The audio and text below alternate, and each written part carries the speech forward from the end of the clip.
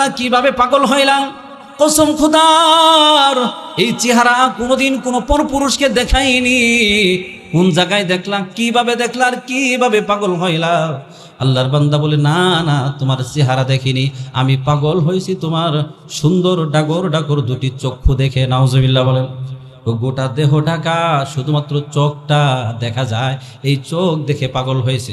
আল্লাহর বান্দি বলে, আচ্ছা ঠিক আছে, তুমি দাঁড়াও, আমি ভিতর থেকে আসতেছি। ভিতরে চলে গিয়েছে, লোহার শিককে গরম করছে, পুরা লোহার শিকটা চোখের মধ্যে দিয়ে নাটাটা বের করে ফেলছে। আল্লাহু আকবার বলেন। দুইটা নাটা বের করে হাতের মধ্যে নিয়ে আসছে। আমার ভাইরা বন্ধুরা, এবার গেটটা খুলে ভিতর থেকে বাহিরে দিছে, এ যুবক, তোর পছন্দের জিনিস তুই নিয়ে যা। আল্লাহু আকবার বলেন। আমার মা বোনেরা ভালো করে খেয়াল করো। এবার যুবর লাভ দিয়ে উঠছে, কিরে চোখ দেখা যায়, রক্ত টপ টপ করে পড়তেছে। বলে, আরে তুমি এটা কি করেছো, কি করেছো, তো চক্ষু দেখা যাচ্ছে। আল্লাহর বান্দি বলেন, এই চেহারা কোনোদিন পর পুরুষকে দেখাইনি। এই চেহারা, এই যে দুটি চোখ বেরিয়েছিল, যেই চোখ আমার ইজ্জতকে হেফাজত করতে পারে নাই, যেই চোখ তোমাকে কুনজর থেকে বাঁচাইতে পারে নাই, আমি জানি এই চোখ আমাকে জাহান্নাম থেকেও বাঁচাইতে পারবে না। বলেন আল্লাহু আকবার। পয়গম্বর সাহাবায়ে কেরামকে মেঘাচ্ছন্ন আকাশ দেখে জিজ্ঞাসা করলেন, ও সাহাবীরা, আতাদরুন মা হাযা, ওই যে আকাশে দেখা যাচ্ছে, এটা কি তোমরা বলতে পারো নি? সাহাবায়ে কেরাম বলেন, ইয়া রাসূলুল্লাহ, ইয়া সাহাব, এটা তো মেঘ। নবীজি বললেন, এই মেঘের অন্য কোনো নাম আসেনি? কই আছে। আরো 2-3টা নাম নবীজি পেশ করলেন। ইবনে মাজাহ শরীফের 193 নম্বর হাদিসে কারিমায় এই হাদিসটি আপনি পাবেন। আমার ভাইরা বন্ধুরা, পয়গম্বর বলেন, এই আকাশের মেঘ, এটা তোমাদের কাছে খুবই সন্নিকটে মনে হচ্ছে। জমিন থেকে নিয়ে আসমান পর্যন্ত আকাশের দূরত্ব কতটুকু তোমরা জানোনি? আতাদরুন মা বাইনাকুম ওয়া বাইনাস সামাই, তোমরা কি জানো এই জমিন থেকে নিয়ে আসমানের দূরত্ব কতটুকু? সাহাবায়ে কেরাম জবাব দিলেন, লা নাদরি ইয়া রাসূলুল্লাহ। সাহাবায়ে কেরাম বলেন, ওগো আল্লাহর রাসূল, আমরা জানি না। নবীজি বললেন, ইহদাউ আও ইসনাউ আও সালাসাউ ওয়া সাবঈনা সানা। নবীজি বললেন, জমিন থেকে নিয়ে প্রথম আসমান পর্যন্ত 71, 72 অথবা 73। এখানে রাবি সন্দিহান করে বলেছেন, রসুল হয়তো 71 বলেছেন, অথবা 72 বলেছেন, অথবা 73 বলেছেন। ওই 73 বছরের দূরত্বর রাস্তা হলো জমিন থেকে নিয়ে আসমান পর্যন্ত। বলেন আল্লাহু আকবার।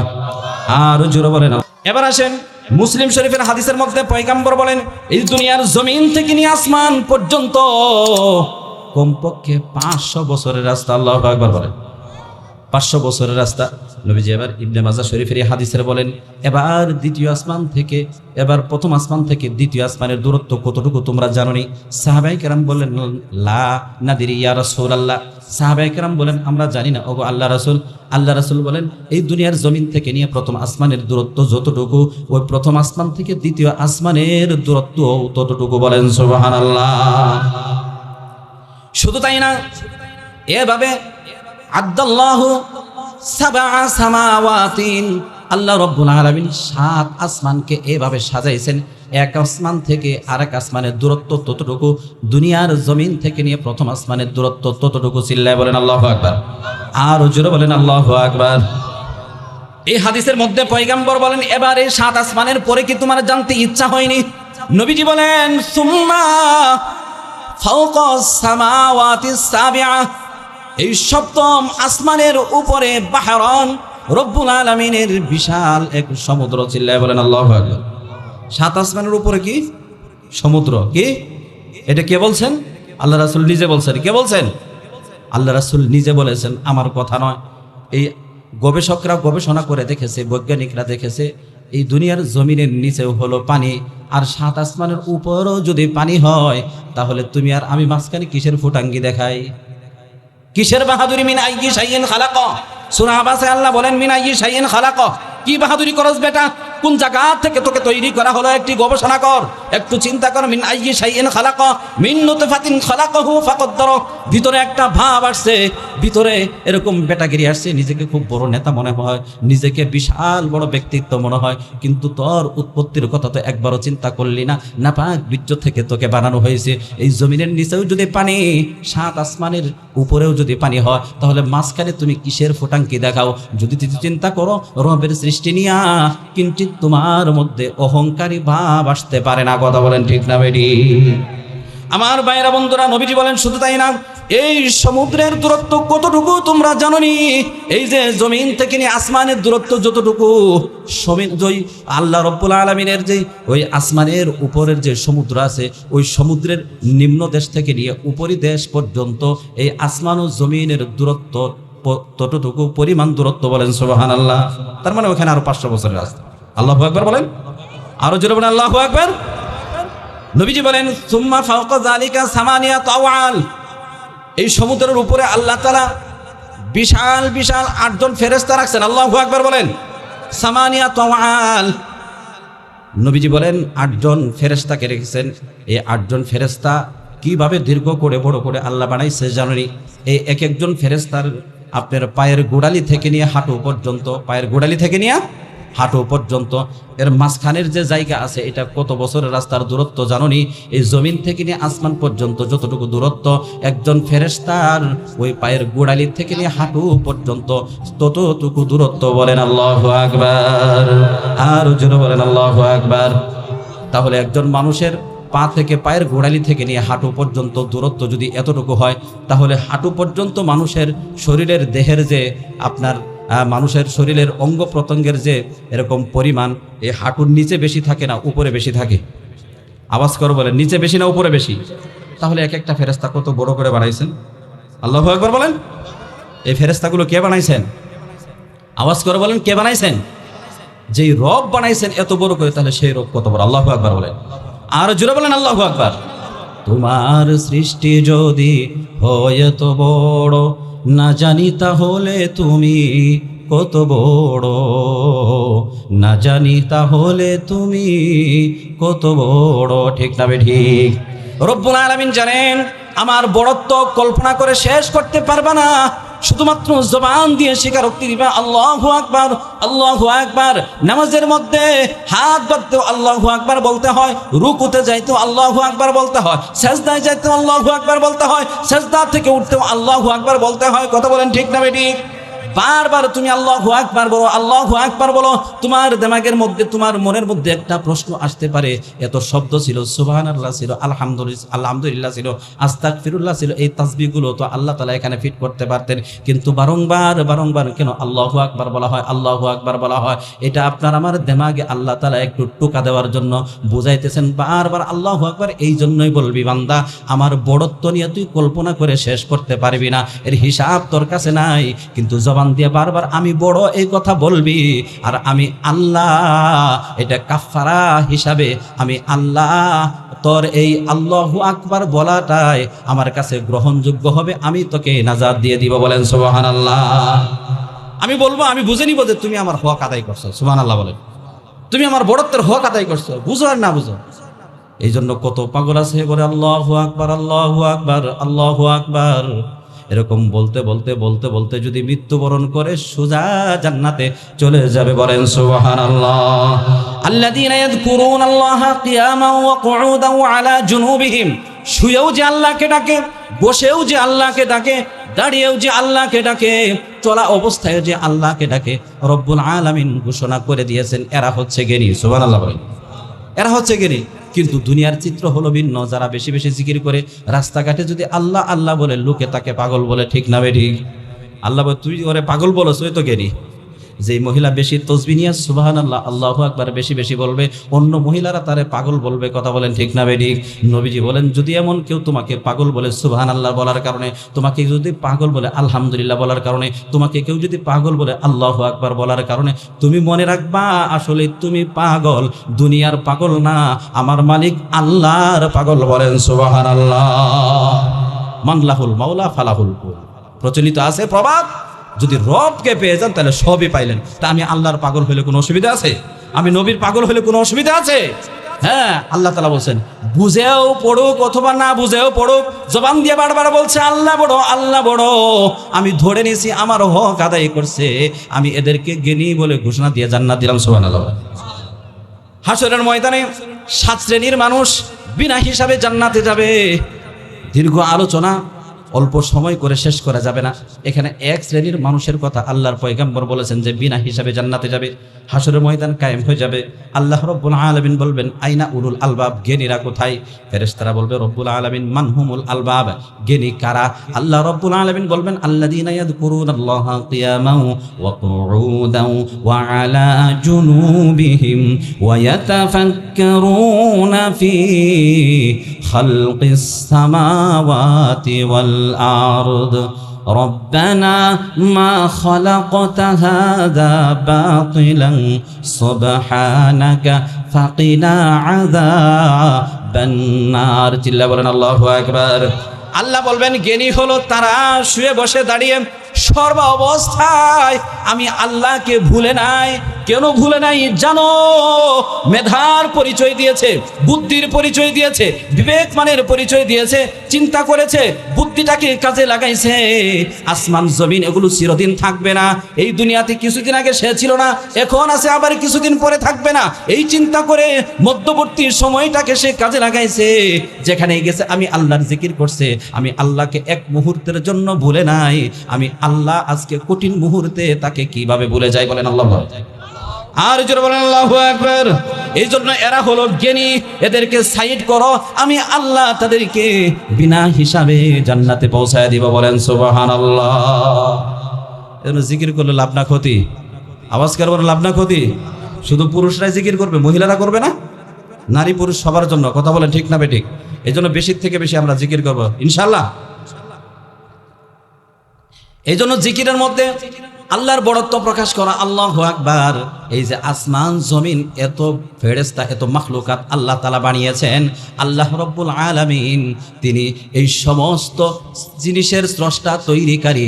তিনি যদি এত বড় বড় জিনিস বানান, না জানি তিনি কত বড়, কথা বলেন ঠিক না বেঠিক?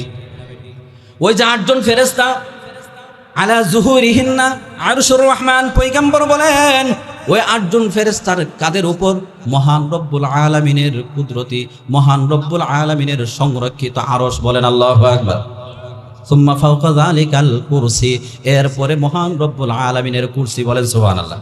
নবীজি বলেন একটু মাত্র বোঝানোর জন্য বলতেছি, লম্বা হাদিস।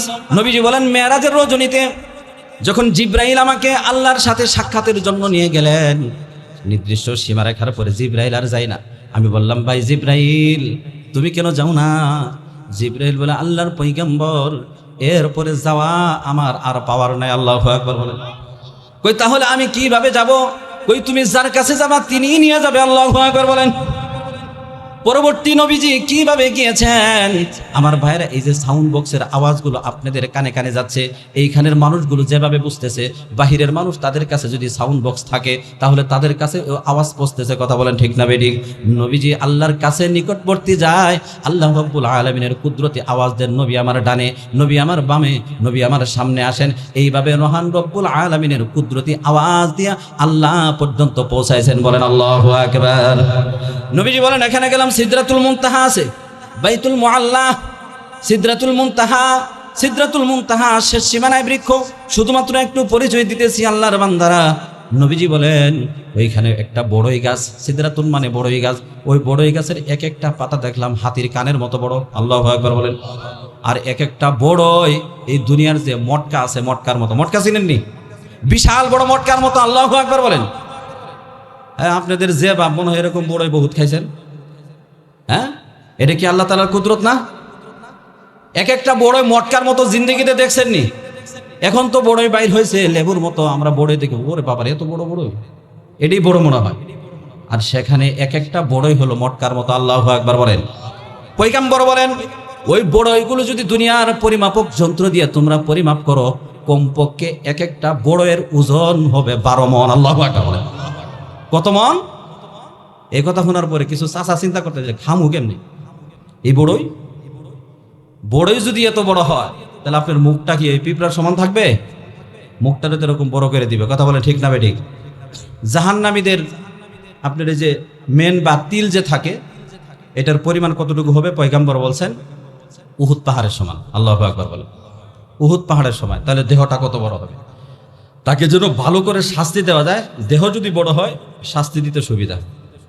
আপনি যার বিচার করবেন, এ যদি ছোট হয় সাইজ, দেখো তোর কোন জায়গায় পিঠাই দেবো, হ্যাঁ তুই আসছি কতটুকু দিমু কই। আর যদি বিশাল বড় দেহ হয়, মনের মতো পিঠায় আধা ঘন্টা রেস্ট নিয়ে আবার পিঠাইতে পারবে। কথা বলেন ঠিক না বেঠিক? ফেরেশতারা যেন মনের মতো পিটাইতে পারে, এই জন্য আল্লাহ তাআলা জাহান্নামীদের দেহকে বড় করে দিবেন। আর জান্নাতীরা তাদেরকে যে নিয়ামত, বিশাল বড় বাড়ি, এই শোনেন, আপনার বিশাল বড় প্যান্ডেল, কিন্তু স্টেজটা করা হয়েছে এই টেবিলের সমান, সুন্দর দেখা যাবে। এই প্যান্ডেল অনুযায়ী স্টেজটা হতে হবে। কথা বলেন ঠিক না বেঠিক? আপনার দেহটা যেমন, মাথাটা ওরকম হইতে হবে। আপনার দেহটা হলো বিশাল বড়, এরকম 6 হাত লম্বা, আর আপনার মাথা হলো পিঁপড়ার মাথার সমান, তাহলে সুন্দর লাগবে? তাহলে দেহের সাথে সামঞ্জস্য করে মাথাটাও কি লাগবে? বড় লাগবে। জান্নাতের বাড়িঘরগুলো যেহেতু বড়, কেমন বড়? সবচেয়ে ছোট জান্নাতের পরিচয় পয়গাম্বর বলেন সবচেয়ে ছোট জান্নাত হলো এই যে পৃথিবী। পৃথিবী কতটুকু? শুধু বাংলাদেশের সমান, শুধু এশিয়ার সমান। যত ইউরোপ, আমেরিকা, হ্যাঁ এশিয়া, সমস্ত দেশ মিলা আপনার জমিন, স্থলভাগ, জলভাগ সব মিলা হলো পৃথিবী। কথা বলেন ঠিক না বেঠিক? পয়গাম্বর বলেন সবচেয়ে ছোট জান্নাত হলো এরকম 10টা পৃথিবীর সমান। আল্লাহু আকবার বলেন। আর জোরে বলেন আল্লাহু আকবার। আমার ভাইরা বন্ধুরা, না বুঝে দুনিয়ার বাড়িঘরের জন্য 5 তলা 10 তলা বিল্ডিং এর জন্য কত আকাম কোকাম আমরা করি। কথা বলেন ঠিক না বেঠিক? ভাই ভাইকে হত্যা করে আছে না নাই? সন্তান মা বাবার উপর হাত উঠায় আছে না নাই? এই জন্য আমার ভাইরা বন্ধুরা, নিয়ামত তো আল্লাহ তাআলা আখিরাতে রেখে দিয়েছেন। এই দুনিয়ার অল্প পেতে গিয়া আপনি আখিরাতের নিয়ামতকে হারিয়েন না। আল্লাহ রব্বুল আলামিন আখিরাতে যেই নিয়ামতকে রেখে দিয়েছেন, আল্লাহ রব্বুল আলামিন আখিরাতে যেই নিয়ামত আপনার জন্য রেখে দিয়েছেন, এই দুনিয়া যদি পেতে যায়, আখিরাত যদি আপনার বরবাদ হয়ে যায়, আফসোস আর আক্ষেপ ছাড়া কোনো উপায় থাকবে না। কথা বলেন ঠিক না বেঠিক? আল্লাহ তাআলা আমাদেরকে আখিরাত অর্জন করার তৌফিক দেন, বলেন আমিন। আল্লাহ তাআলা আমাদেরকে আখিরাত চাষাবাদ করার তৌফিক দেন, বলেন আমিন। এজন্য আমার ভাইরা বন্ধুরা বলতেছিলাম, এই যে এই প্যান্ডেলটা যে সাজানো হয়েছে, তাহলে এই দুনিয়ার ওই ঘনভবনের চাইতে এই আপনার শপথ গ্রহণ যে সম্মেলন, তার চাইতে এটার দাম কম না বেশি? আওয়াজ করে বলেন কম না বেশি? কিভাবে? ওইখানে যে সিকিউরিটি ফোর্স, তার চাইতে আপনার সিকিউরিটি কম না বেশি?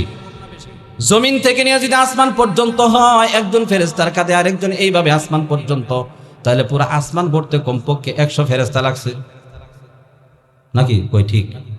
50টা? 1 লাখ? 1 কোটি? এই হিসাব আল্লাহ ছাড়া কেউ জানে? তাইলে কোটি কোটি ফেরেশতা লাগছে শুধুমাত্র। আপনি তো নিজেকে ছোট মনে করে বসে আছেন, আরে এনে কে যায়?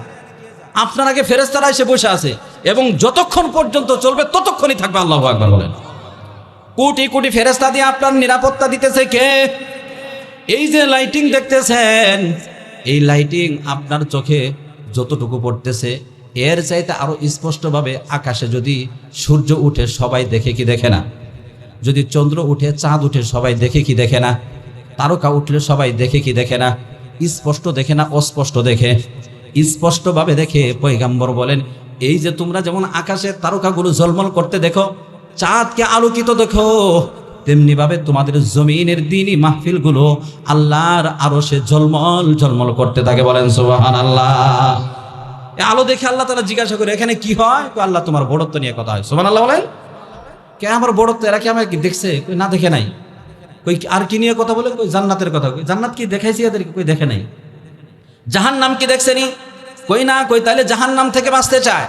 কই মালিক তোমার কথা, তোমার পয়গাম্বরের কথা বিশ্বাস করেছে। এবার রব্বুল আলামিনের কুদরতি অন্তরে ঝুশ উঠে যায়। আল্লাহু আকবার বলেন। যেমন সন্তানের সুনাম শুনে পিতা গর্বে আত্মহারা হয়ে যায়, তেমনি ভাবে বান্দা বান্দির যখন প্রশংসা করা হয়, আল্লাহর বড়ত্ব নিয়ে যখন গুণগান গায়, এগুলো যখন ফেরেশতারা আল্লাহর সামনে আলোচনা করে, আল্লাহর কুদরতি অন্তরে জুশ উঠে যায়। আল্লাহু আকবার বলেন। আল্লাহ রাব্বুল আলামিন বলেন ওয়া ইজ্জাতি ওয়া কারামি, আমার ইজ্জতের কসম, আমার সম্মানের কসম, যারা আমাকে না চিনেও আমার বড়ত্ব প্রকাশ করে, জান্নাত না দেখেও জান্নাতের সুনাম করে, জাহান্নাম না দেখেও জাহান্নাম থেকে বাঁচতে চায়, ফেরেশতারা সাক্ষী থাকো, আজকের এই রজনীতে এই সময় আমি ওয়াদা দিলাম তাদের গুনাহগুলো মাফ করে দিলাম। বলেন সুবহানাল্লাহ। গুনার কারণে তো জাহান্নামের আগুনে জ্বলতো, আমি গুনাহ মাফ করে দিলাম, এরা জান্নাতি। চিল্লায় বলেন সুবহানাল্লাহ। রব্বুল আলামিন বলেন জান্নাতের সুনাম করে জান্নাতে যাওয়ার জন্য না দেখো জান্নাতের আগ্রহ প্রকাশ করে আমি তাদেরকে জান্নাতবাসী হিসাবে কবুল করে নিলাম। বলেন সুবহানাল্লাহ। আর জোরে বলেন সুবহানাল্লাহ। শুধু তাই না, রব্বুল আলামিন বলেন এই প্যান্ডেলের মধ্যে থেকে, জালিসুর রহমানের মধ্যে থেকে আমার বান্দা বান্দিরা যা চাবে, চাইতে দেরি আমি ওয়াদা দিলাম কবুল করতে দেরি করব না। বলেন সুবহানাল্লাহ। লাভ করছেন না ক্ষতি করছেন? এরপরও আপনার আওয়াজ এত কম থাকবে? হ্যাঁ, যতক্ষণ পর্যন্ত আছেন খুশি আছেন তো? আল্লাহ আজকে এই বাগানকে কবুল করে বলেন আমিন। আমার এই কথার পরে যদি নোয়াখালীতে কিছু পণ্ডিত থাকে, এদের মনে একটা প্রশ্ন খুব ভাসতেছে। প্রশ্নটা কি আমি বলবো? বলার পরে দেখবেন আপনাদেরও আছে। প্রশ্নটা কি? আমি যখন বললাম যে জমিন থেকে নিয়ে আসমান পর্যন্ত আল্লাহ তাআলা ফেরেশতা, এক ফেরেশতার কাঁধে আরেক ফেরেশতা আসমান পর্যন্ত বড়াইছে, এর মনে একটা প্রশ্ন ফাল দিতেছে, তাহলে নিচের ফেরেশতার অবস্থাটা কি হইব? কথা বলেন ঠিক না বেঠিক? একজনের কাঁধে যদি আরেকজন থাকে, নিচের ফেরেশতার অবস্থাটা কি হইব? এই কথা শুধুমাত্র এখন না, আরো বহু হাজার বছর আগে এরকম যে এই প্যান্ডেলের বর্ণনা, হ্যাঁ ফাজাইল বর্ণনা করছে, তখন তাকে এই প্রশ্ন করা হয়েছে। আল্লাহু আকবার বলেন। তিনি জবাব দিতেছেন, ও ভাই এটা তো খুবই সহজ। কই তুমি কোনো নদীতে পুকুরে গোসল করছো নি? আপনারা করছেন নি? খাল বিল নদী নালায় গোসল করছেন নি?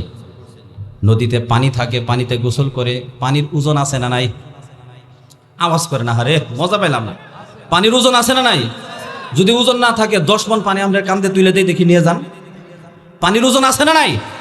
আপনি যখন নদী বা পুকুরে যখন গোসল করেন, ডুব দিয়ে উপরে যান না নিচে যান? হান্দান কই উপরে, নিচে যান ডুব দিয়ে 20 হাত 40 হাত যে যতটুকু পারে, যাই না?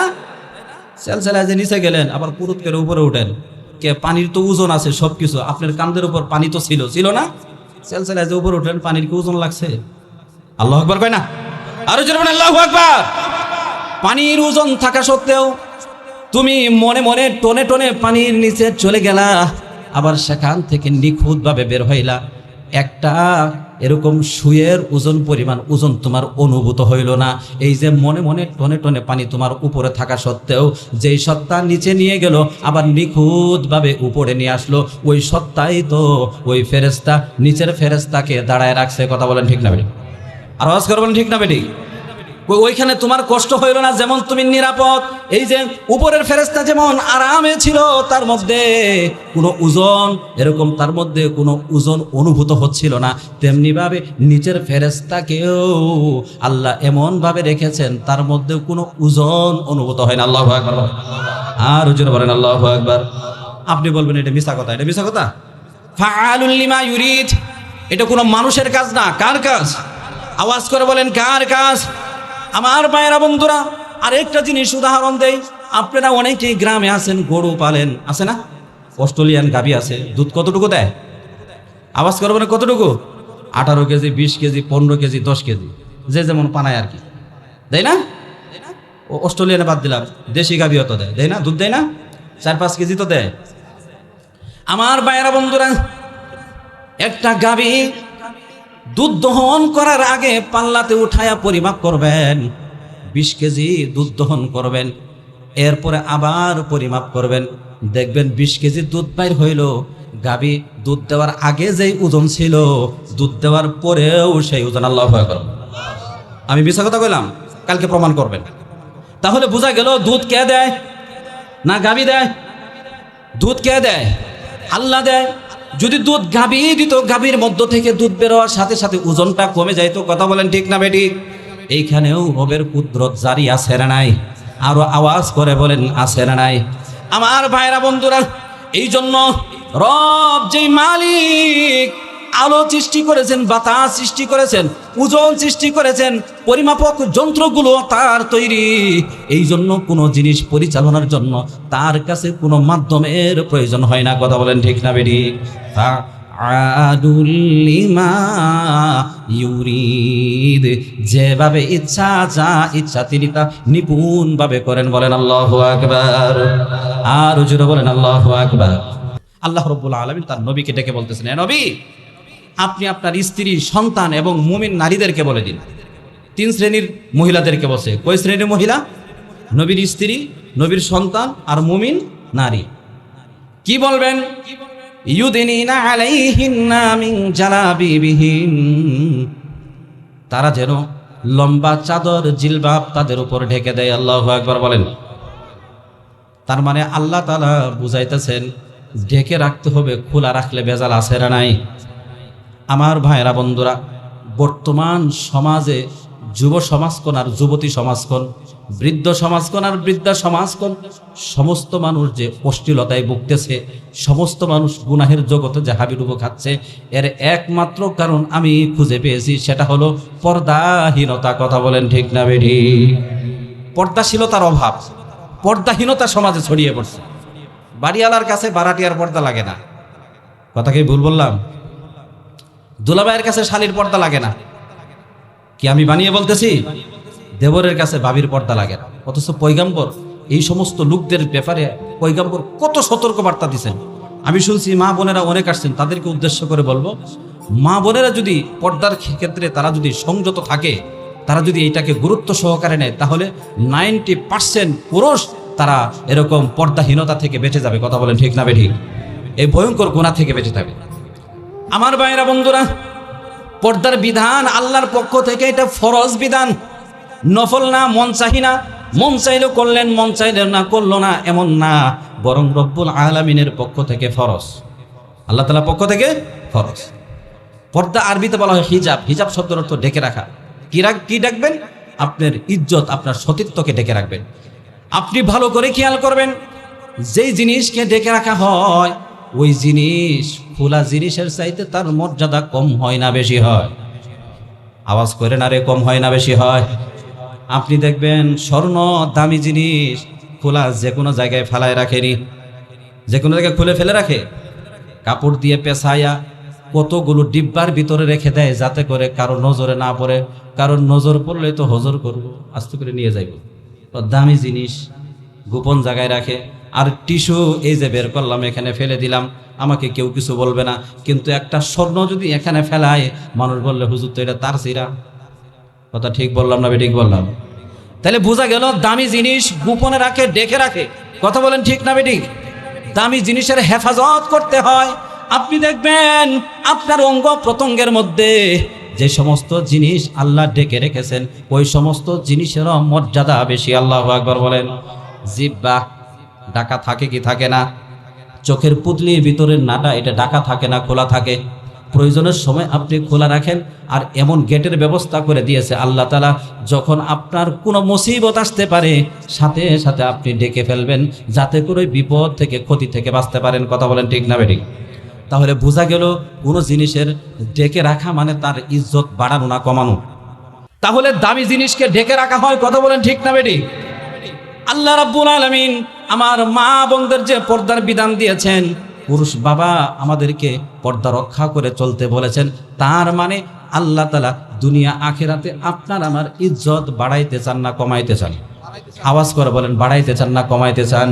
কিন্তু বেঈমানরা বলে নারীকে স্বাধীনতা লঙ্ঘন করার জন্য এরকম মোল্লারা আর তাদের ইসলাম ঢেকে রাখতে চায়, তাদের স্বাধীনতা দিতে চায় না, তার পরিপূর্ণ সম্মান দিতে জানে না। এটা হলো নাফরমান, বেঈমান, নির্বুধ ছাড়া আর কেউ না। কথা বলেন ঠিক না বেঠিক? কারণ আল্লাহ তাআলা আপনার আমার মা বোনের সম্মান দেওয়ার জন্যই পর্দার ব্যবস্থা করছেন। কথা বলেন ঠিক না বেঠিক? আমাদের নেতা খেতারাও বক্তব্য দিছে। ব্রাহ্মণবাড়িয়ার এক মন্ত্রী ছিল উবাইদুল মুক্তাদির, সে বলছে পর্দার কোনো আয়াত কোরআনে পাইনি, হাদিসে পাইনি। কোরআন কোন জায়গায় আছে এটাই জানেন, ওর ঘরে তো কোরআন নাই। কোরআন কোন জায়গায় আছে তো এটাই জানে না, তো পর্দার আয়াত খুঁজে পাইব কই? কথা বুঝেন না আমার? অথচ একটা সূরা, সূরা আহজাবের মধ্যে আল্লাহ তাআলা 4 জায়গায় পর্দার কথা বলছেন। আল্লাহু আকবার। আর অন্য সূরা তো আছেই। এই জন্য আমার ভাইয়েরা বন্ধুরা, কোরআন থেকে 4টা দলিল আপনাদের সামনে পেশ করব। 1 নাম্বার, আল্লাহ রাব্বুল আলামিন সূরাতুল আহজাবের 62 নম্বর আয়াত, যেটা আজকে আমি শুরুতে তেলাওয়াত করেছি। আল্লাহ তাআলা পয়গম্বরকে বলেন, নবী আপনার স্ত্রী, নবী আপনার কন্যা, নবী মুমিন নারীদেরকে বলে দেন তারা যেন পর্দা টেনে দেয়, তাদের যেন চেহারাটাকে তারা যেন ঢেকে রাখে, দেহকে যেন ঢেকে রাখে, লম্বা পর্দা দিয়ে দেয়। লম্বা পর্দা দেওয়ার দ্বারা তার সৌন্দর্য প্রকাশ হবে না, তাহলে তার পর্দা রক্ষা হবে, আল্লাহ তাআলা তাকে সম্মান বাড়িয়ে দিবে। বলেন সুবহানাল্লাহ। এটা 1 নাম্বার আয়াত। 2 নাম্বার, পয়গম্বর বলেন ওয়াকরনা ফি বুয়ুতিকুন্না, আল্লাহ তাআলা আয়াত নাজিল করেছেন মুমিন কিন্তু দ্বিতীয় নজর কিন্তু মাফ হবে না। এখন প্রথম নজর এমন ভাবে দিবেন সকাল থেকে সন্ধ্যা পর্যন্ত, এটা নাকি ভুলবশত পড়ছে। এটা কেবল নাজরে ফুজাত। ফুজাত মানে হঠাৎ দৃষ্টি, নাজরুন মানে দৃষ্টি, ফুজাত মানে হঠাৎ। ওলামায়ে কেরাম থেকে জিজ্ঞাসা করেন, আপনি এটা গুগলে সার্চ দিলেও দেখবেন এই শব্দের অর্থ কি হঠাৎ। হঠাৎ চলে যাওয়া আর একবারে মনের মতো দেখা, দুইটা কি এক জিনিস? হঠাৎ চলে গেলে সাথে সাথে ফিরাইবা, এটা আল্লাহ মাফ করতে পারে, 100% মাফ করবে এমন না। নবীজি বলছেন আল্লাহ মাফ করতে পারে, কিন্তু দ্বিতীয়টা মাফ নাই। এজন্য আমার ভাইরা, শুধুমাত্র মহিলাদের জন্য না, পুরুষদের জন্য নজর দেওয়ার আগে একটু খেয়াল করে। এই 4টা হাদিস বললাম, 4টা আয়াত বলছি, 4টা হাদিস বলছি। 4 4 কত হইল? আওয়াজ করে বলেন, 4 দোকানে কত? 8। এবার আমি আমার মা বোনদেরকে শোনাবো, পর্দা করার দ্বারা 8 ধরনের ক্ষতি থেকে তারা বাঁচবে, 8 ধরনের উপকার তাদের হবে। চিল্লায় বলেন সুবহানাল্লাহ। 1 নাম্বার উপকার, যেই নারী পর্দা করবে ওই নারীর সতীত্বকে স্বয়ং আল্লাহ নিজ কুদরতি হাতে হেফাজত করবে, সংরক্ষণ করবে। চিল্লায় বলেন সুবহানাল্লাহ। আমার মা ও বোনেরা ভালো করে খেয়াল করবেন, একজন নারীর সবচেয়ে বড় সম্পদ হলো তার সতীত্ব। এই সতীত্ব যদি রক্ষিত থাকে, এই নারী নিষ্পাপ মাসুম ফেরেশতাদের মতো। চিল্লায় বলেন সুবহানাল্লাহ। পর্দার দ্বারা সতীত্ব রক্ষা থাকে কিভাবে? যেই নারী পরপুরুষকে তার চেহারায় দেখায় নাই, ওই নারীর সতীত্ব তো নষ্ট হওয়ার কোনো প্রশ্নই আসে না। কথা বলেন ঠিক না বেঠিক? 2 নাম্বার হলো, পর্দার মাধ্যমে মানহানি থেকে আল্লাহ তাআলা তাকে বাঁচিয়ে দিবে। সুবহানাল্লাহ বলেন। একটা নারী যখন রাস্তাঘাটে যায়, বখাটে ছেলেরা কত ধরনের কথা বলে, কেউ বা বিভিন্ন ধরনের ঢেল ও সুরে আসে না নাই, কিন্তু বোরকাহিত একজন নারী যখন পর্দা পরিপূর্ণ পর্দা করে যায়, তখন আল্লাহ তাআলা ওই বখাটেদের থেকে নারীকে বাঁচায় দেয়। কথা বলেন ঠিক না বেঠিক? তাহলে পর্দার দ্বারা আল্লাহ তাআলা কোন জায়গার থেকে বাঁচাবেন? ইজ্জত হানি থেকে বাঁচাবেন। আমার মা বোনেরা খুব খেয়াল করে শুনবেন, বাবারা যারা শুনতেছেন, আপনার মা বোন, আপনার সন্তান, আপনার স্ত্রীকে শোনায় দিবেন, এই যে পর্দার দ্বারা এই উপকারগুলো তারা পাবে। 3 নাম্বার হলো, পর্দার দ্বারা আল্লাহ তাআলা কুনজর থেকে হেফাজত করবে। কুনজরের দ্বারা শুধুমাত্র গুনাহ হয় না, জিন্দেগি নাশ হয়ে যায়। রাসূলের জামানায় এক সাহাবী এরকম মৃত্যু শয্যায় শায়িত, প্রায় মৃত্যুবরণ করবেন এমন অবস্থায়। যত ডাক্তারের দেখানো হয় কেউ রোগ ধরতে পারে না, যত ঔষধ খাওয়ানো হয় তাও কোনো কাজে দেয় না। এবার পয়গম্বরের কাছে ওই সাহাবীকে পেশ করা হলো। নবীজি বললেন, দুনিয়ার সব ডাক্তাররে গুলে খাওয়াইলেও কাজ হবে না, কারণ এত ওই ডাক্তারদের রোগ হয় না, এরে কুনজরে ধরছে। অমুক ব্যক্তি তার উপর কুনজর দিছে, এই কুনজর থেকে বাঁচার জন্য এই পরা পানিটা এইভাবে ব্যবহার করো, তাহলে কোনো ওষুধ লাগবে না, ভালো হয়ে যাবে। সুবহানাল্লাহ। এরপরে নবীজি পানি দিলেন, ওই পানি ব্যবহার করা হলো, ওই সাহাবী মুহূর্তের মধ্যে সুস্থ হয়ে গেল। সুবহানাল্লাহ বলেন। তাহলে কুনজর শুধুমাত্র গুনাহ না, এটা জীবনকে ধ্বংসও করে, মারাত্মক একটা ব্যাধি। যদি কোনো নারী কোনো পুরুষ পর্দা রক্ষা করে চলে, আল্লাহ তাআলা তাকে কুনজর থেকে বাঁচিয়ে দিবেন। বলেন সুবহানাল্লাহ। কয় নাম্বার কইলাম? আওয়াজ করে বলেন, কয় নাম্বার? কথা বুঝতে কষ্ট হইতেছে ভাইরা আমার? 4 নাম্বার, আল্লাহ রাব্বুল আলামিন অপচয় থেকে বাঁচিয়ে দিবেন। কোথায় থেকে বাঁচাবেন? অপচয়। এ সহজ জিনিস। পর্দাহীন নারী পুরুষ তার চেহারার পেছনে যেই মালিশ করে, অন্য মানুষ এত খাবারও খায় না। কথা ঠিক বললাম না বেঠিক বললাম? অনেক মহিলা আছে, এর বেসিংয়ে গেলে দেখবেন 1.5 কেজি মালিশ খালি মুখে মারে। আপনার মুখ ধোয়ার আগে 1.5 কেজি, এরপরে মুখ ধোয়ার পরে আরো 5 কেজি, আছে না নেই? এবার চামড়া, হ্যাঁ, মানুষের চামড়ার থেকে বানরের পাছা বানায় আলায়, আছে না নাই? চিনা যায় না। বিবাহ অনুষ্ঠানে গেলে বর্তমানে এমন এমন সাজুগুজু করে অনেক মানুষ নিজের বউ যাইছে, এটাই চিনে না। কি পরিমাণ মাখছে, কি আমি বানিয়ে বলতেছি? এরকম চিত্র সমাজে আছে না নাই? আচ্ছা, এই লোকটা যদি পর্দা করতো, হে জানে যে আমার মুখটা ঢাইকে আসতে হবে, এত মালিশের দরকার ছিল? কথা বুঝেন নাই? যে ছেলেটা পুরো নারীকে তার সৌন্দর্য দেখাবে না, অন্যকে দেখবে না, তার এত স্টাইল কোনো দরকার ছিল না। তাহলে পর্দার দ্বারা আল্লাহ তাআলা অপচয় থেকে বাঁচিয়ে দেন। অপচয় এমন একটা জিনিস, কোনো গুনাহ করে নাই, শুধু অপচয় করছে, এটা শয়তানের খালাতো ভাই। তো খালাতো ভাই তো খালাতো বোনের লগে থাকবো, খালাতো ভাইয়ের লগে থাকবো, অন্য জায়গায় থাকবো? আল্লাহ রাসূল মান তাশাব্বাহা বিকওমিন ফাহুয়া মিনহুম। শয়তানরে খালাতো ভাই বানায়া এরপর মুমিনের সাথে জান্নাতে যাওয়া কোনোদিন সম্ভব না, শয়তানের সাথে জাহান্নামে থাকতে হবে। নাউজুবিল্লাহ বলেন। যে যার সাথে সম্পর্ক, যার সাথে যার সাদৃশ্যতা, সে তার সাথে জাহান্নামে থাকবে। চিল্লায় বলেন নাউজুবিল্লাহ। এই জন্য আল্লাহ তাআলা এই অপচয় থেকে বাঁচায় দেন পর্দা রক্ষা করে চলার কারণে। কয়টা বললাম? 4টা। 5 নাম্বার হলো, পর্দার দ্বারা নেককার সুসন্তান পয়দা হয়। কি সন্তান পয়দা হয়? নেককার প্রজন্ম তৈরি হয়। আমাদের কাছে আমরা হুজুর, কত মানুষ এসে বলে, হুজুর একটা তাবিজ দেন, পোলাটা যেন ভালো হয়, কুপথে চলছে, আছে না নাই? এখানে অনেক মানুষ আছেন, আপনি মনে মনে বলেন আমার সন্তানটা ভালো হওয়া দরকার ছিল, কুপথে বেপথে চলতেছে, ভালো করার জন্য কি করা যায় কি করা যায়, অমুকের কাছে পরামর্শ নেন, তমুকের কাছে পরামর্শ নেন। অনেকে অনেক হুজুরের পানি পড়াও খাওয়াইছেন, আছে না নাই? অনেক নারীরাও দিশাহারা, সন্তানকে ভালো পথে চলাইতে পারে না। আমার পয়গাম্বর বলেন কিছু লাগবে না, কিছু লাগবে না, আপনি পর্দাশীল হয়ে যান, স্ত্রীকে পর্দানিশীন বানান, আল্লাহ তাআলা আপনার সন্তানকে বের করার আগেই নেককার বানিয়ে পাঠাবে। বলেন সুবহানাল্লাহ। নেককার সন্তানের একটা দৃষ্টান্ত নেন। তুর্কিস্তানের একজন ব্যবসায়ী, তার নাম হলো মুবারক। তুর্কিস্তানের একজন ব্যবসায়ী, সে তার দুটি বাগানকে পরিচর্যা করার জন্য এক ব্যক্তির কাছে দায়িত্ব দিয়ে গেল, আমানত রেখে গেল। তার নাম হলো মুবারক। মুবারকের কাছে রেখে যাওয়ার পরে দীর্ঘ 2-3 বছর, লম্বা ইতিহাস আমার ভাইরা বন্ধুরা, খেয়াল করে শোনেন, অত্যন্ত সংক্ষেপে আমি বলতেছি। 2-3 বছর পরে আসছে, বাগানের মধ্যে বসে বলে, মুবারক এই আঙ্গুরের বাগান থেকে আমাকে 1 গ্লাস আঙ্গুরের রস দাও, শরবত দাও, আমি পান করব। মুবারক আঙ্গুরের রস নিয়ে এসে দিল। মালিক যখন ওই রস মুখে দিছে, দেওয়ার সাথে সাথে এমন তিক্ত আর টক লেগেছে, থু করে ফেলে দিছে। ধমক দিয়ে বলে, কি দিছ? আরেক গাছ থেকে নিয়ে আসো। আরেক গাছ থেকে নিয়ে আসছে, আবার টক লাগছে। এভাবে 1বার 2বার নয়, 3 থেকে 4 বার এরকম সে আঙ্গুরের রস নিয়ে এসে দিছে। মালিক রাগান্বিত হয়ে ধমক দিয়ে বলে, এই বেওকুফ, 3 থেকে 4 বছর পর্যন্ত আমার বাগানগুলো দেখাশোনা করতেছো, গাছগুলো তোমার তত্ত্বাবধানে, এখনো পর্যন্ত তুমি জানো না কোন গাছের রস, কোন আঙ্গুরের রসগুলো টক আর কোনগুলো মিঠা, এখনো তুমি জানো না। 3বার, 1বার 2বার 3বার 4বার তুমি আমাকে টক রস এনে দিয়েছ। এবার মুবারক মুস্কি হেসে দিয়ে বলে, মালিক হ্যাঁ, আমি আসলে এখনো পর্যন্ত জানি না কোন গাছের আঙ্গুরটা মিষ্টি আর কোন গাছের আঙ্গুরটা টক। আল্লাহু আকবার বলেন। মালিক বলে, আশ্চর্য ধরনের কথা, এটা কিভাবে সম্ভব? তুমি না জানলে কে জানবে? ওই মালিক, আপনি আমাকে আঙ্গুরের বাগান পরিচর্যার জন্য দেখার জন্য বলেছেন, কিন্তু আঙ্গুর টেস্ট করতে বলেন নাই। এই জন্য যতদিন পর্যন্ত ডিউটি করেছি, এই 2-3 বছরের মধ্যে একদিনও কোনো আঙ্গুর আমার মুখে দিয়ে দেখি নাই। বলেন আল্লাহু আকবার। والذين هم لأماناتهم وعهدهم راعون। এরা হলো ইমানদার। ইমানদারের একটা সিফাত হলো আমানতকে রক্ষা করে। আল্লাহ তাআলা ঘোষণা করছেন, উলাইকা হুমুল ওয়ারিসুন, এরাই হলো জান্নাতের উত্তরাধিকারী। কোন জান্নাত? কোন জান্নাত? আল্লাযীনা ইয়ারিসুনাল ফিরদাউস হুম ফিহা খালিদুন, এরা হলো জান্নাতুল ফিরদাউসের উত্তরাধিকারী। চিল্লায় বলেন সুবহানাল্লাহ।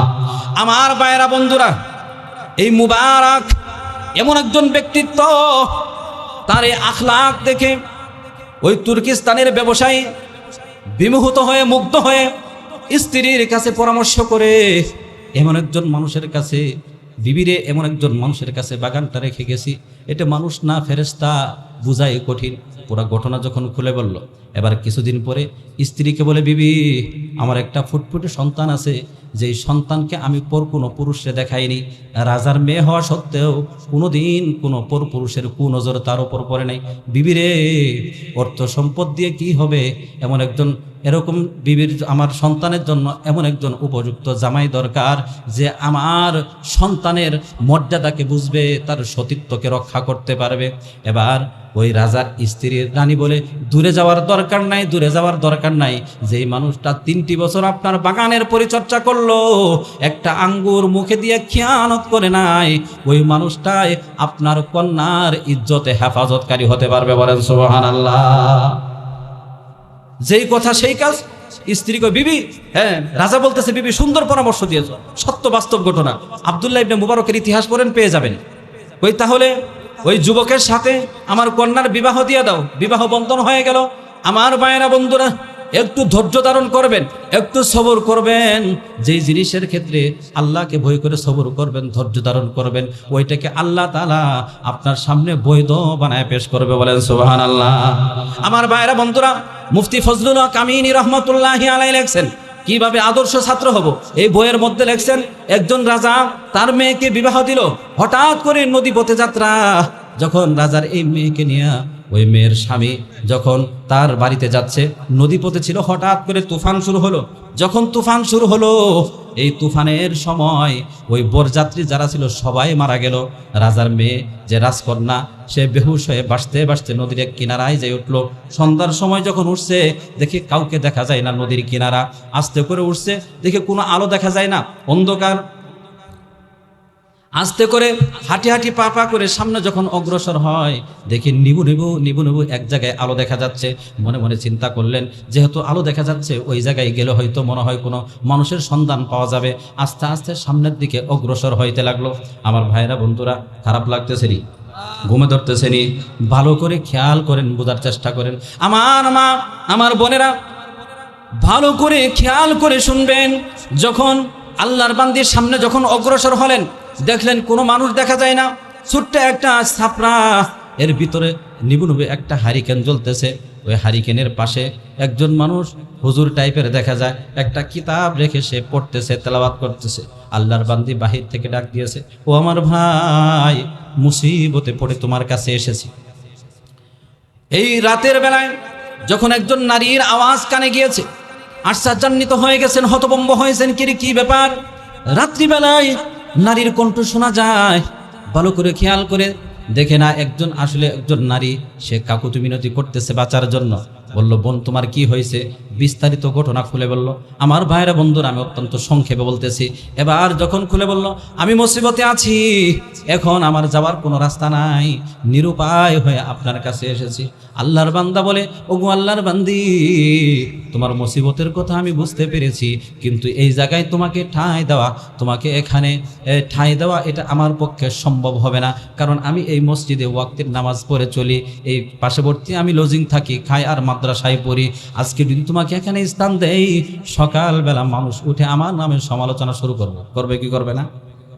গত কিছুদিন আগে যারা নেট চালান তারা জানেন, যুবকরা বলতে পারবে, একজন ইমামের নামে এরকম একটা কুৎসা রটনা করছে। দুই বদমাইশ টাকা দাবি করছে, যখন টাকা দেয় নাই, যে কোনো ব্ল্যাকমেল করে টাকা দাবি করছে, যখন অস্বীকার করছে তখন বলছে যে ইমাম সাহেব শিরিন নিশে আরেকজনের বউয়ের সাথে কুকর্ম করছে। নাউজুবিল্লাহ বলেন। শুধু এটা ওই এলাকার মধ্যে সীমাবদ্ধ না, পুরো বাংলাদেশে ছড়ায় দিছে। নাউজুবিল্লাহ বলেন। পরবর্তীতে এই ঘটনার যখন তদন্ত করা হয়েছে দেখা গেছে এই দুই বদমাইশ টাকার লোভে, অর্থের লোভে ইমাম সাহেবকে ব্ল্যাকমেইল করার জন্য যখন টাকার প্রস্তাব করে, সে যখন রাজি না হয় তখন তার নামে এই বদনামটা, এই কুৎসা রটানা করে দেয়। বলেন নাউজুবিল্লাহ। এই সমস্ত মানুষ যারা এলাকায় আছে, যারা একজন সুনামধন্য ব্যক্তি, একজন নিরপরাধ মানুষের ইজ্জতে কালিমা লেপন করতে চায়, এই সমস্ত সন্তান আদর্শ সন্তান হতে পারে না। এরা হলো কুলাঙ্গার, এরা হলো সমাজের বোঝা, এরা হচ্ছে নির্বোধ শয়তানের দূষর। কথা বলেন ঠিক না বেটি? আমার ভাইরা বন্ধুরা, এই জন্য আল্লাহর বান্দা বলতেছে, সকালবেলা সবাই গুঞ্জন রটাবে, শুরু হয়ে যাবে, কেউ বিশ্বাস করবে না। তুমি আর আমি যতই নিরাপদ থাকি কেউ বিশ্বাস করবে না। হাতে ধরি পায়ে ধরি তুমি অন্য কোনো জায়গায় যাও। এবার আল্লাহর বান্দি দেখলো কোথায় যাব, কোন জায়গায় যাইব। এবার ভিতর থেকে তার জবান দিয়ে একটা কথা বেরিয়ে আসলো, আল্লাহর ঘরে এসে যদি আল্লাহর কোনো বান্দাবান্দি যদি আশ্রয় না পায়, পৃথিবীর কোন জায়গা আছে যে সেখানে গিয়ে সে আশ্রয় পাবে? আল্লাহু আকবার। এই কথা বলার সাথে সাথে যুবকের অন্তরের মধ্যে নাড়া দিয়ে উঠছে। আমার ভাইরা বন্ধুরা ভালো করে খেয়াল করবেন। এবার আল্লাহর বান্দা বলে, আল্লাহর বান্দি, এমন কথা তুমি বলেছ, এখন তোমার ইজ্জত হেফাজত করা এটা আমার উপর ওয়াজিব হয়ে গেছে। তবে আমি তোমার সাথে একটা চুক্তি করি, সেটি হচ্ছে এই যে ছোট্ট একটা ঘর, এই ঘরের মধ্যে আমি বিশ্রাম নেই, এই ঘরের মধ্যে তুমি অবস্থান নাও। আগামীকাল কি হবে আল্লাহ ভালো জানে, কিন্তু তোমাকে রক্ষা করা আমার ইমানি দায়িত্ব। তুমি এখানে অবস্থান করো, আর হারিকেনটা আমাকে দাও। হারিকেনটা নিয়ে মসজিদের কোণে চলে গিয়েছে। মসজিদের কোণে বসে বসে সারা রাত কিতাব পড়তেছে। আল্লাহর বান্দি, রাজকন্যা, যুবতী মেয়ে রাজমহলে যে ঘুমাইছে, একদিন আগে তার অবস্থায় কুড়ে ঘরের মধ্যে, কোনোভাবে চোখে ঘুম আসে না। পেরেশানি কোথায় কি হলো, স্বামী আত্মীয় স্বজন কে কোথায় গেল কিছু বলতে পারে না, এই চিন্তাগুলো করতেছে। আর জানালা দিয়া খেয়াল করে আল্লাহর বান্দা ওই হারিকেন সামনে নিয়ে পড়তেছে। এরকম দেখতে থাকলো, হঠাৎ করে দেখে ওই আল্লাহর বান্দা পড়ে আর হারিকেনের সাথে হাত লাগায়। হারিকেনের সাথে হাত লাগায়, হারিকেনের গ্লাসের সাথে যখন হাত লাগায় গরম লাগে, পিছনে হাতটা টান দেয়। এরকম আবার পড়তে থাকে, কিছুক্ষণ পর আবার হাত লাগায়, এইভাবে একবার দুইবার নয় 3 থেকে 4 বার এরকম করলো। এরপরে আস্তে আস্তে রাত অতিবাহিত হয়ে যখন সকাল হয়ে গেল, সকালবেলা মানুষ যখন আসলো তাদেরকে বুঝিয়ে বলা হলো এরকম দুর্ঘটনা ঘটে গিয়েছে, আর আমাকে এরকম এই জায়গায় আশ্রয় দিয়েছে, আপনারা কেউ তার নামে বদনাম করবেন না। মানুষ জিনিসটাকে সহজভাবে বুঝে নিল।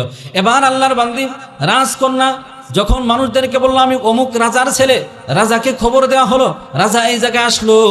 রাজকন্যাকে যখন নিয়ে যাবে, যাওয়ার আগে বলে বাবা আমি চলে যাব, তবে যেই যুবক আমাকে এখানে থাকতে দিয়েছে তার সাথে আমার দু একটি কথা আছে, কিছু জিনিস তার থেকে আমি জানতে চাই।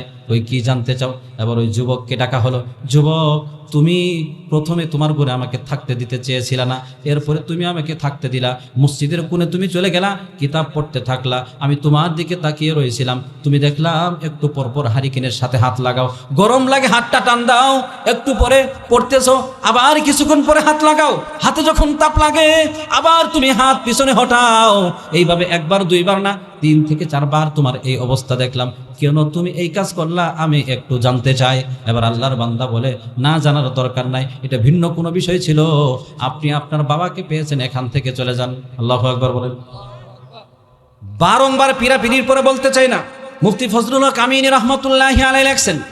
এরপরে যুবক বলতেছে তুমি যেহেতু বারবার জানতে চাইতেছো, তাহলে তোমাকে বলেই ফেলি, তুমি যখন আমার ঘরে অবস্থান নিতে লাগলা আর আমি আল্লাহর ঘরের কোণে বসে কিতাব পড়তেছিলাম, এই মুহূর্তে তোমার আর আমার মাঝে শয়তান এসে হাজির হয়েছিল। শয়তান আমাকে ধোঁকা দেয়, আরে আল্লাহর বান্দা, আরে নির্বোধ বুকা, এমন সুযোগ, রাজকন্যা তোর ঘরে শোয়া, পৃথিবীর সমস্ত মানুষ নিস্তব্ধ, কেউ জানবে না, কেউ দেখবে না, মনের খায়সাতকে পূর্ণ করে নি, না হলে এই সুযোগ কিন্তু জিন্দেগিতে আর পাবি না। নাউজুবিল্লাহ। এবার আমি চিন্তা করলাম, এখন যদি তার সাথে যদি আমার কোনো ধরনের কুকর্ম ঘটে, বিনিময় কি হবে? কবিরা গুনাহ, আখিরাতে শাস্তি আছে না নাই? পয়গম্বরের হাদিস খেয়াল করলাম, পরনারীকে শাহওয়াত নিয়ে, কুনজর নিয়ে, কুকামনা নিয়ে কেউ যদি স্পর্শ করে, ওই হাতের মধ্যে আল্লাহ গলিত সীসা ঢেলে দিবে, জ্বলন্ত অঙ্গার এরকম হাতের মধ্যে আল্লাহ রেখে দিবে। নাউজুবিল্লাহ বলেন।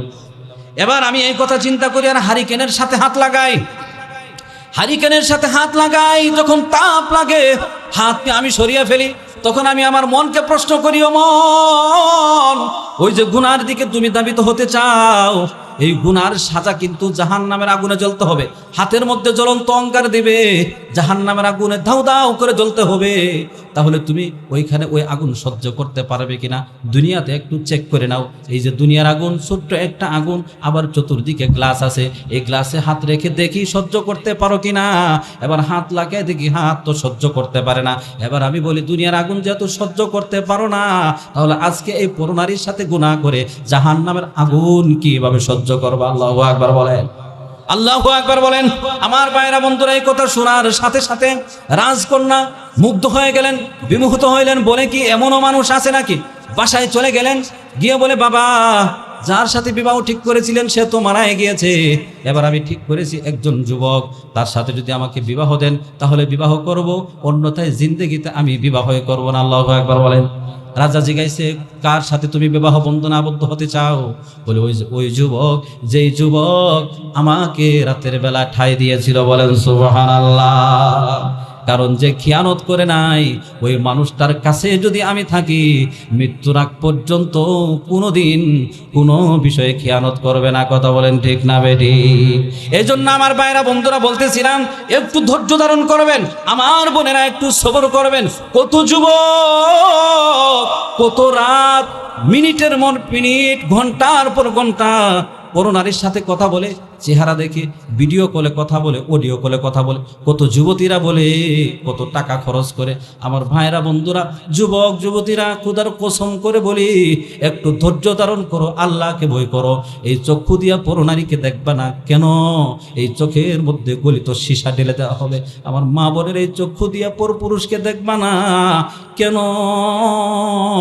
এই চোখের মধ্যে গলিত সীসা ঢেলে দেওয়া হবে। এ হাত দিয়ে পরপুরুষকে স্পর্শ করিও না, পর নারীকে স্পর্শ করিও না, হাতের মধ্যে গলিত সীসা ঢেলে দেওয়া হবে। একবার চিন্তা করো, জ্বলন্ত অঙ্গার যদি তোমার হাতের মধ্যে দিয়ে দেওয়া হয়, আর যদি গলিত সীসা যদি তোমার চোখের মধ্যে দিয়ে দেওয়া হয়, তাহলে তোমার কি পরিণতি হবে? সহ্য করতে পারবে কিনা? যদি সহ্য করতে না পারো, তোমার হাতে ধরে বলি, তোমার পায়ে আমি হাত রেখে বলি, আমার ভাই, আমার বোন, আমার বাবা, আমার মা, আমি তোমাকে কাকুতি মিনতি করে বলি, খবরদার খবরদার, এই চোখ দ্বারা গুনাহ করিও না, এই হাত দ্বারা গুনাহ করিও না। আল্লাহ আমাদেরকে বাঁচার তৌফিক দেন, বলে না আমিন। আমার ভাইরা বন্ধুরা, এই পৃথিবীতে, এই জমিনে এমনও আল্লাহর বান্দির আসছে, কিতাবের মধ্যে আসছে, আল্লাহর বান্দি পরিপূর্ণরূপে ঢেকে রাস্তায় বের হয়েছে, বোখাটে একজন যুবক তার পিছু পিছু হাঁটতেছে। আল্লাহর বান্দি সামনে অগ্রসর হয়, পিছনে তাকায় দেখেন একজন যুবক তাকে ফলো করতেছে, বারবার তার পিছনে যায়। আল্লাহর বান্দি দ্রুত গতিতে সামনে অগ্রসর হচ্ছে। এবার নিজ বাড়িতে গিয়া গেটের ভিতরে যায়, গেটটা লাগাই দিছে। ভিতর থেকে উকি দিয়া দেখে ওই যুবকটা কোথায় গেল, দেখে ওই যুবক আসতে আসতে তার গেট পর্যন্ত চলে আসছে। এরকম কিছু বোকাটে যুবক সমাজে আছে কি নাই? আওয়াজ করে বলেন, আছে কি নাই? হ্যাঁ, নারীদের পিছনে চলতে থাকে, তাদেরকে বিভিন্নভাবে ইপটিজিং করতে থাকে, আছে না নাই? শেষ পর্যন্ত আল্লাহর বান্দির গেট পর্যন্ত চলে গেছে। এমন সময় আল্লাহর বান্দি গেটের অপর পাশ থেকে বলে, আল্লাহর বান্দা, তুমি কাউকে খুঁজতেছো নাকি? বলতেছে, হ্যাঁ, আমি তো তোমাকেই খুঁজি। নাউজুবিল্লাহ জোরে বলেন। কেন খুঁজো? কই, আমি তোমার প্রেমে পাগল হয়েছি। নাউজুবিল্লাহ বলেন। কই, আল্লাহর বান্দা, কিভাবে পাগল হইলাম? কসম খুদার, এই চেহারা কোনোদিন কোনো পরপুরুষকে দেখাইনি। কোন জায়গায় দেখলাম, কিভাবে দেখলা, আর কিভাবে পাগল হইলা?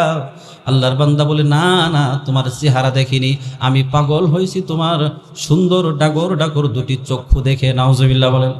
ও গোটা দেহ ঢাকা, শুধুমাত্র চোখটা দেখা যায়, এই চোখ দেখে পাগল হয়েছে। আল্লাহর বান্দি বলে, আচ্ছা ঠিক আছে, তুমি দাঁড়াও, আমি ভিতর থেকে আসতেছি।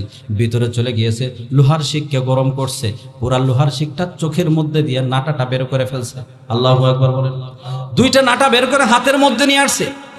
আমার ভাইরা বন্ধুরা, এবার গেটটা খুলে ভিতর থেকে বাহিরে দিছে। এ যুবক, তোর পছন্দের জিনিস তুই নিয়ে যা। আল্লাহু আকবার বলেন।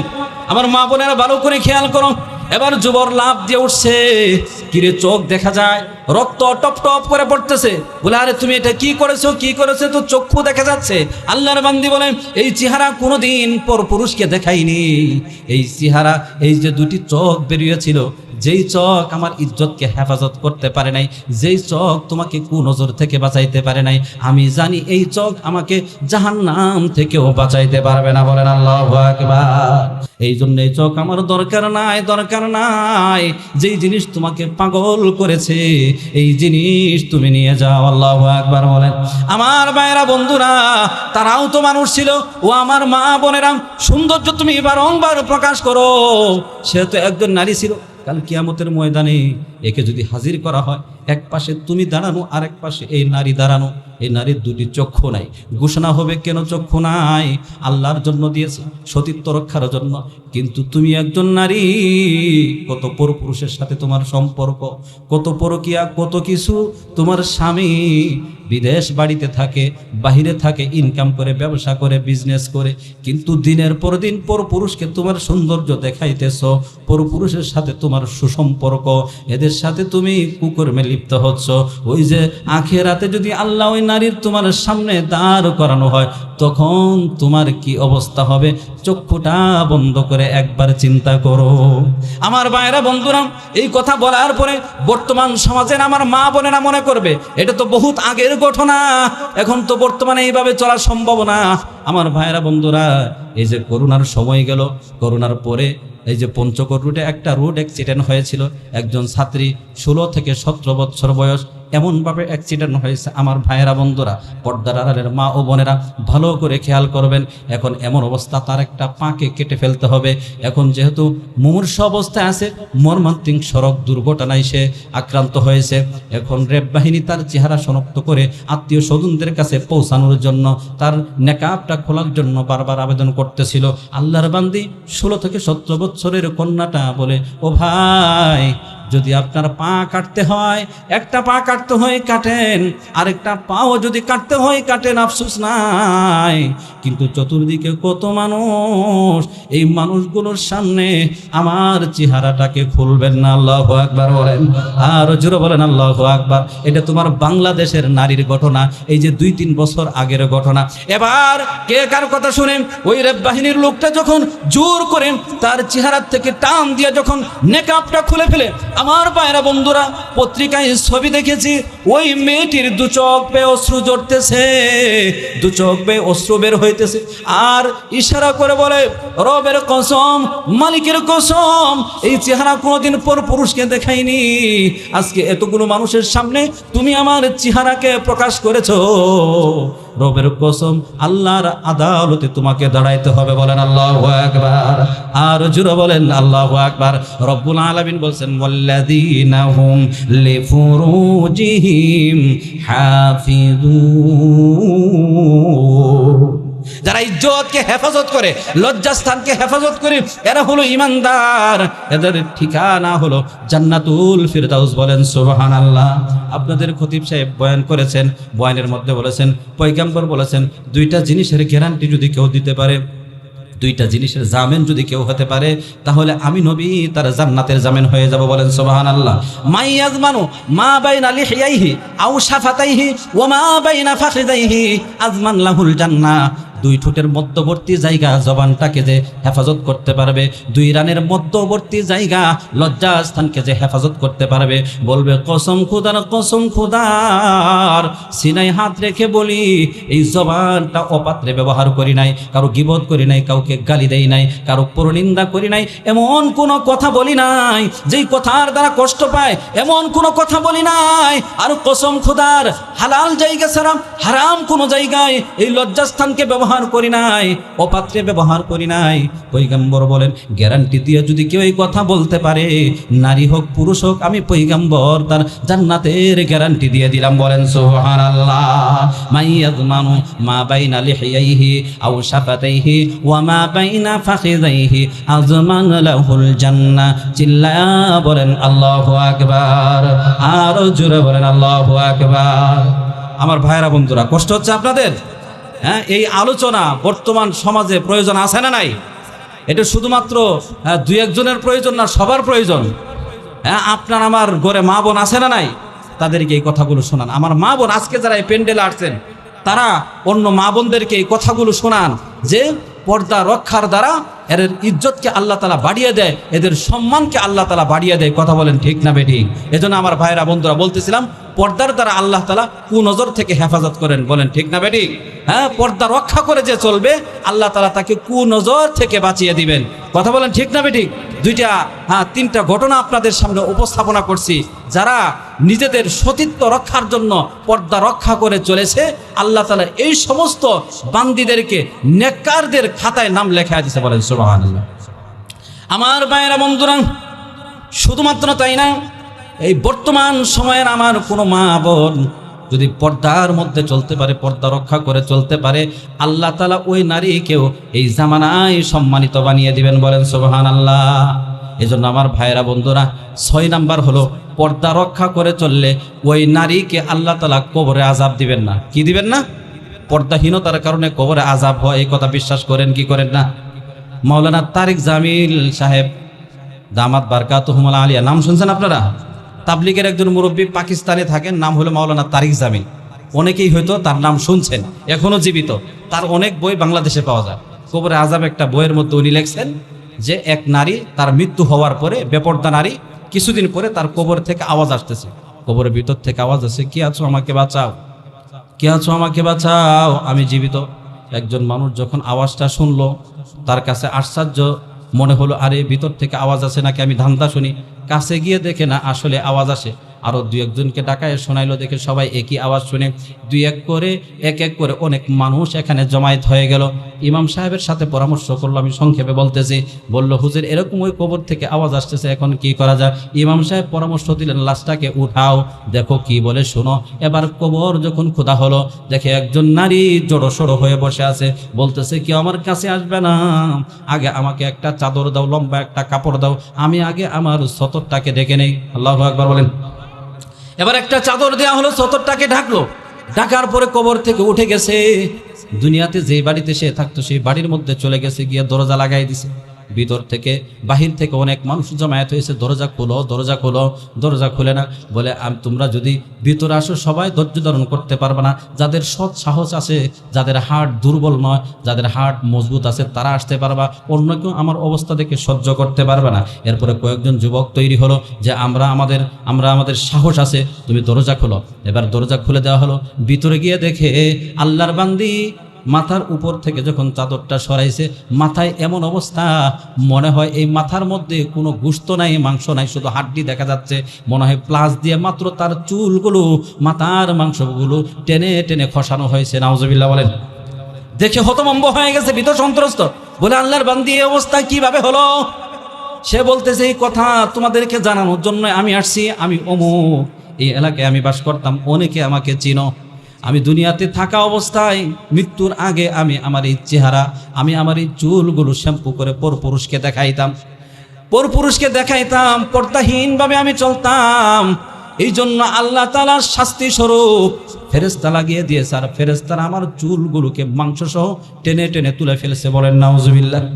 এরপরে আরেকটু যখন চাদরটা নামাইলো, চেহারা এমন ভয়ঙ্কর অবস্থা, শুধু দাঁতগুলো দেখা যায়, হাড্ডি দেখা যায়, কোনো মাংস নাই, মনে হয় তরুতাজা মাংসগুলোকে টেনে টেনে খোলা হয়েছে।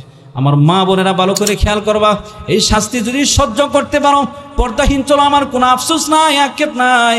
আর যদি এই শাস্তি সহ্য করার ক্ষমতা তোমার না থাকে, তোমার হাতে ধরি, পায়ে ধরি, ও মা, ও আমার বোন, খবরদার, খবরদার, পর্দাহীন চলিও না। আল্লাহর বান্দির যখন দাঁতগুলো দেখা যায়, ভয়ঙ্কর অবস্থা, নারী না পুরুষ বোঝাই যায় না, চেহারার মধ্যে কোনো মাংস নাই। জিজ্ঞাসা করছে, তোমার এই অবস্থা কেন? বলে, চেহারায় রং বেরঙ্গের ক্রিম মেখে বাহিরে প্রদর্শন করতাম, কত যুবককে দেখাইছি, কত পরপুরুষকে দেখাইছি, রং বেরঙ্গের এরকম ঠোঁটে লিপস্টিক ব্যবহার করতাম। এরকম আজকে আমার আল্লাহ তাআলা কবরে যাওয়ার পরেই চেহারা থেকে ফেরেশতা দিয়ে মাংসগুলো টেনে টেনে খসাইছে। নাউজুবিল্লাহ বলেন। হাতের দিকে তাকিয়ে দেখে হাতের নখগুলো নাই, সেচে দিয়েছে। পায়ের নখগুলো নাই, শুধু হাড্ডি রয়ে গেছে। বলে, এই যে দেখো হাত পায়ের অবস্থা। নেল পালিশ দিয়ে পরপুরুষকে দেখাইতাম, বিভিন্ন ধরনের নেল পালিশ ছিল, পরপুরুষকে দেখাইছি, পর্দাহীনভাবে চলছি। আল্লাহ ফেরেশতা দিয়ে নখগুলোকে সেচে দিয়েছে, মাংস সহ আল্লাহ তাআলা এরকম ফেরেশতা দিয়ে উঠায় নিছে। এবং এগুলোর যন্ত্রণা এত বেশি, হায়, এই যন্ত্রণা আমি তোমাদেরকে ব্যক্ত করে শেষ করতে পারবো না। আমি কি ভুল করেছি, কি অন্যায় করেছি, এই ভুল যেন আর কেউ না করে। এই বলে বলে এমন চিৎকার দিয়েছে, এক চিৎকারে জমিনে পড়ে গেছে। জমিনে পড়ার সাথে সাথে তার মধ্যে আবার প্রাণ নাই। তখন লোকেরা আবার তাকে নিয়ে সেই কবরে দাফন করছে। এই জন্য আমার ভাইরা বন্ধুরা, পর্দাহীন যারা চলবে, ওই মা বোনদেরকে আমি দৃষ্টি আকর্ষণ করে বলি, যদি এই শাস্তিগুলা সহ্য করতে পারো, তাহলেই তুমি পর্দাহীন চলিও। আর যদি সহ্য করতে না পারো, কবরে আযাব থেকে যদি বাঁচতে চাও, পর্দার মধ্যে ঢুকে যাও। আল্লাহ আমাদের মা বোনদেরকে পর্দানিশীন বানিয়ে দেন, বলেন আমিন। আমার ভাইরা বন্ধুরা, পর্দাহীনতার কারণে একজন পর্দাশীল নারীকে আল্লাহ তাআলা কবরে আযাব থেকে হেফাজত করেন। পাশাপাশি একজন পর্দাশীল নারীকে আল্লাহ তাআলা এরকম পুরস্কার স্বরূপ আল্লাহ তাআলা তার 4 জন পুরুষকে আল্লাহ তাআলা অভিভাবককে বাঁচায় দেন। সুবহানাল্লাহ বলেন, আওয়াজ করে বলেন সুবহানাল্লাহ। 4 জন পুরুষকে, একজন হলো তার পিতা, একজনকে পিতা, 2 নাম্বার হলো তার স্বামী, 3 নাম্বার হলো বড় ভাই, 4 নাম্বার হলো ছেলে। এই 4 জন মানুষ, তাদের কোনো গুনাহ নাই, মানে তাদের নেকি বদি পরিমাপ করা হয়েছে। দেখা গেছে তাদের গুনাহ এবং তাদের নেকি এমন হয়েছে যে নেকির পরিমাণ বেশি, গুনাহ হইল কম। জান্নাতে যাওয়ার ফায়সালা হয়েছে। এমন সময় আল্লাহ বলবে, এদেরকে দাঁড় করায় বলবে, এখন তুমি জান্নাতে যাইতে পারবে না। কেন? তোমার জান্নাতে যাওয়ার ফায়সালা হলেও তোমার কন্যা যেহেতু পর্দায় ছিল না, তোমার মা যেহেতু বেপর্দায় ছিল, তোমার স্ত্রী যেহেতু বেপর্দায় ছিল, তোমার বোন যেহেতু বেপর্দায় ছিল, এই জন্য জান্নাতে যেতে পারবে না, তার সাথে জাহান্নামে যেতে হবে। বলেন নাউজুবিল্লাহ। আর যদি এই নারী পর্দাশীল থাকে তাহলে আল্লাহ তাআলা এদেরকে জাহান্নাম থেকে বাঁচায় দিবে। বলেন সুবহানাল্লাহ। কয়টা উপকারের কথা বললাম ভাই? 8টা। কয়টা? 8টা। আমি 4টে কোরআন আয়াত শোনাইছি, 4টে হাদিস শোনাইছি, হ্যাঁ, 4 4 8, 8টা উপকারের কথা আমি আপনাদেরকে শোনাইছি। হ্যাঁ, যদি আমি বাকি আলোচনাগুলো করি, লম্বা সময়ের প্রয়োজন, শেষ করার জন্য বলা হইতেছে, আমি আলোচনা এখানেই শেষ করে দিব। শুধুমাত্র আমি আপনাদেরকে শোনাইতেছি সংক্ষেপে। একজন নারী যদি সে পর্দাহীন চলে, পর্দা না করার কারণে তার 8 ধরনের ক্ষতি হয়। কয় ধরনের ক্ষতি? শুধুমাত্র নাম্বার পয়েন্টগুলো মুখস্থ রাখেন। 1 নাম্বার হলো পর্দাহীন নারী হচ্ছে আল্লাহ এবং রসুলের নাফরমানকারী বান্দি এবং বান্দা। বলেন নাউজুবিল্লাহ। আর কোনো নাফরমান জান্নাতে যাইতে পারবে? আওয়াজ করে বলেন, পারবে? 2 নাম্বার হলো পর্দাহীন নরনারীর উপর আল্লাহর অভিশাপ। নাউজুবিল্লাহ বলেন। অভিশপ্ত যারা অভিশাপ নিয়ে মৃত্যুবরণ করবে, এদের জান্নাতে যাওয়া সম্ভব? দুনিয়াতে ওরা কল্যাণ পাবে না, আখিরাতেও কল্যাণ পাবে না। 3 নাম্বার হলো পর্দাহীন নারী পুরুষ, এরা হচ্ছে আপনার ইহুদিদের দূষর, এরা হচ্ছে ইহুদিদের বন্ধু। ইহুদি রীতি অনুযায়ী চলার কারণে মান তাশাব্বাহা বিকওমিন ফাহুয়া মিনহুম, তাদের সাথে তাদের হাসর নাসর হবে।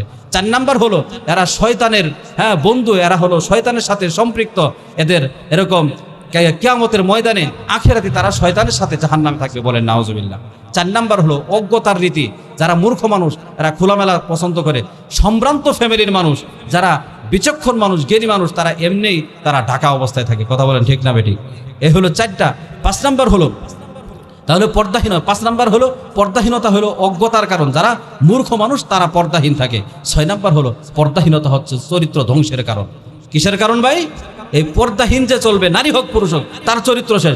এই সমাজে এটা কোনোদিন চরিত্রবান হতে পারবে না। যে পর্দা মেনে চলে নাই, সে কখনো তার চরিত্র পবিত্র থাকতে পারে না। 7 নাম্বার হলো পর্দাহীনতা হচ্ছে আপনার নজর, কুনজরের কারণ। পর্দাহীনতার কারণে মানুষ চোখের যে জিনা হয়, এই চোখের জিনার মধ্যে মুক্তালা হয়ে যায়। 8 নাম্বার হলো পর্দাহীনতা হলো জাহান্নামে যাওয়ার কারণ। চিল্লায় বলে নাউজুবিল্লাহ। পর্দাহীনতা সে তাকে জাহান্নামে নিয়ে যাবে। নবীজি বলছেন, যেই নারী পোশাক পরে উলঙ্গ, তার সৌন্দর্য প্রকাশ করে, এই নারীর ঠিকানা হলো জাহান্নাম। কোথায়? যেই পুরুষ পরনারীর দিকে কুনজর দিয়েছে, নজর দিতে থাকো, মনে রাখবা তোমার ঠিকানা কোথায়? জাহান্নাম। এই হলো 8 ধরনের ক্ষতি। এখন আমার মা বোনেরা, আমার কথা শেষ, 2 মিনিটে আমার কথা শেষ হয়ে যাবে।